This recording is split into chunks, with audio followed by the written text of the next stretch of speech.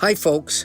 This is Don Meisner with the North Country Fishing Report. Well, now I'm almost entering that phase of the winter where my greatest joy in fishing is planning for the new year and either fixing up tackle or looking for new tackle for something. And what I've done this year is I've got a few spinning reels that are higher quality than what I've been using for years. And it's made me think of what does it take to get I'm going to say spinning reel because that's what I use. I don't use bait casters. But what does it take? What does that spinning reel have to do for me to make it be better than what I've been using? Or maybe a better way of putting this is to make it a good fishing tool. And there's a few things I want you to be thinking about and looking for when you're deciding on a fishing reel. And one of the first things that I wanted to mention is the weight of the reel. You know, I learned as a kid, and I didn't have things that I read, and there was no vast communication about fishing like there is today. I learned as I fished about what I would enjoy the most and would want the most. And I learned early in that stage that I thought I would enjoy most using ultralight tackle.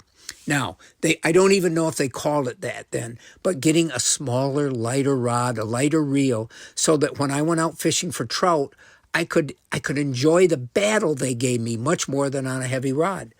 And also, when you're casting, a lighter reel is going to stress your wrist, your hand, your arms less than a heavy reel, especially if you cast hundreds of times like I do when I go fishing. So the weight of the reel is important. The design of the spool is extraordinarily important because it does a number of things. The spool is what holds the line. So the things that it does, number one, the shape of it, the width of it will determine how far you can really cast using the same pound test of line. If the spool is wider rather than narrow, the line's going to come off more freely and you're going to be able to cast farther. Also, if it's wider, it's going to spool, I think, more smoothly on the reel. And the third thing about that is if the spool is wider, it will hold more line. Now, in most cases, our reels don't need to hold near as much line as we think they do because most fish don't fight enough to pull massive amounts of line out unless you're fishing for really monster fish or you're fishing for big trout and salmon in some of the streams. So you don't really need all that much line on, but you need to fill it up to the point where it comes off the spool smoothly. The other thing the shape of the spool can determine is if you're using really light lures or light bait, or if it's windy out, where that slack line at the moment after you cast before you bring the bail over, where that will go, the direction it goes.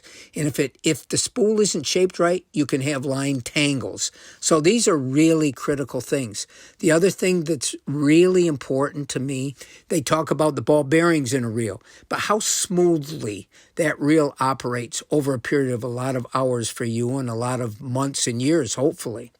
And so that can be determined by not only the number of ball bearings they put in that reel, but the quality of the ball bearings, how they will maintain their consistency and how smoothly they will allow that reel to work.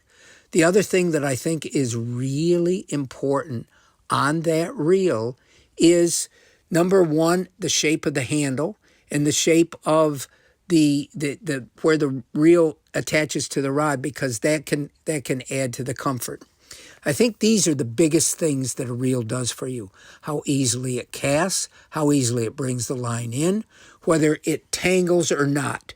And to me, the tangling or not is the most critical part of everything, because I can tell you the number of times that I have fished when I've waded down the river and it's been windy and I'm using light tackle with light lures, the tangles that I get, especially in braided line, can take so much of the enjoyment away, and it really requires a lot of patience to stop what you're doing and try to untangle that line.